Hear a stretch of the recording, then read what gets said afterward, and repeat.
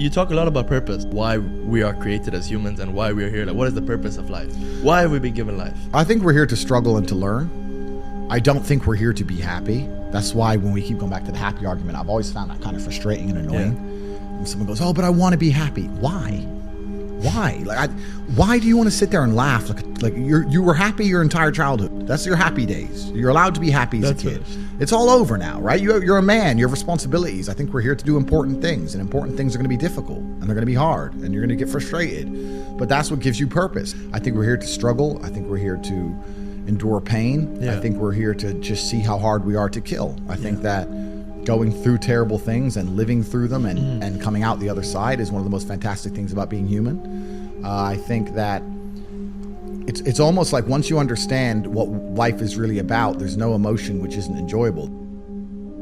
The only emotional state which can be seen as detrimental is feeling nothing at all. But if you're sitting at home and you're feeling truly heartbroken, at least you're feeling something, right? And I think that's the whole part of being human. I think we're here to struggle. I think we're here to go through pain. I wake up each day and go, what can I attack? What problem can I solve? And look at history. Why did Genghis Khan wake up and want to conquer the whole world? Why did Napoleon conquer the world? Why did Alexander the Great conquer the world? You just wake up and just say, give me this, give me that. I want all of it. Yeah. There's an army there. They're really big. We're better. It's intrinsic.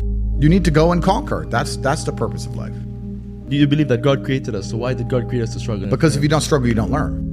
God created us to learn and understand ourselves and understand other people and understand the world. And what did I say earlier? I said that you don't learn a lesson without pain. So you have to struggle to learn anything. There's only two ways to learn things, the hard way or the harder way. If you're smart, you can learn the hard way. But in my experience, 99% of the planet only learn the hardest possible way. If you want to feel happy inside of yourself, and you want to feel content, and you want to feel stable inside of yourself, you need to live true to God. And I'm not saying you can't drink a little bit of alcohol or not party or not have a little bit of fun, but you have to be a good person. I don't believe in the societal paradigms in which they have tried to construct this idea of happiness. I don't believe or subscribe to the way that happy and sad is currently understood by the masses of the population. I think if you are anything less than absolutely distraught, you are happy. You're a version of happy.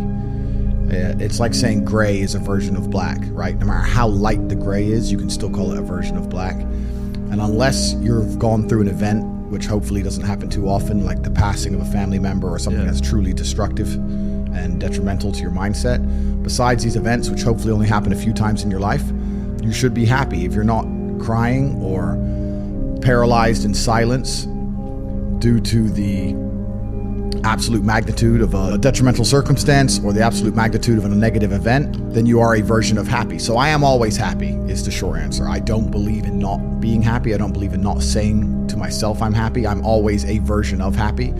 And this idea of chasing happiness and always being concerned and preoccupied with how happy you are is actually the biggest mistake that a lot of people make, I think, in the world today. Especially men who wake up and go, oh, I don't really feel happy, so I need to get happier. And that's how they end up down a hedonistic path of drugs or alcohol or gambling, chasing pleasure. I don't care how I feel. I don't care if I feel happy or sad. It doesn't really affect what I do each day. I do the exact same things. I act the exact same way. I don't care. I don't put weight to the significance of the emotion. So I always consider myself a happy person, but if I woke up and I was slightly less happy one day than another, it wouldn't affect anything I do and I wouldn't put any relevance to it. I'm human and that's life. So yeah, am I any happier now that I have hundreds of millions of dollars than before I was broke? Not really, but I was never unhappy. I'm the same state that I was then that I am now. I have work to do and I will do it. It's as simple as that. Well, also, there's no light without dark, and there's no joy without pain. You can't have a rainbow without a little rain. No matter how hard you chase pleasure and happiness, there's going to be dips and troughs in between. There's going to be come downs and downtrends, and you're going to have the juxtaposition between that time you were laughing your head off and acting giddish like a child, and the time that you feel depressed as such. And I think it's much better to just adopt a very disciplined, stoic mindset.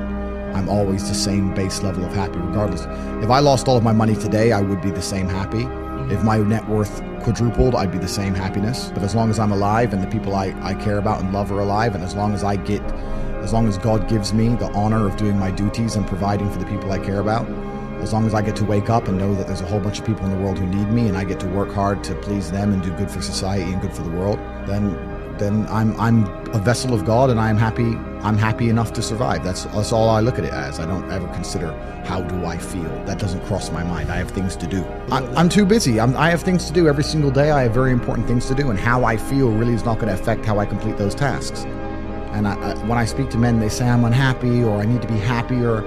I think that's absolutely the wrong frame of life. You're a man, you have duty, you have honor, you have things you should be doing regardless of how you feel. And the people who are perma-obsessed with happiness or sadness, I just think it's the wrong paradigm to view the lens of life. I think you should get up and do what needs to be done.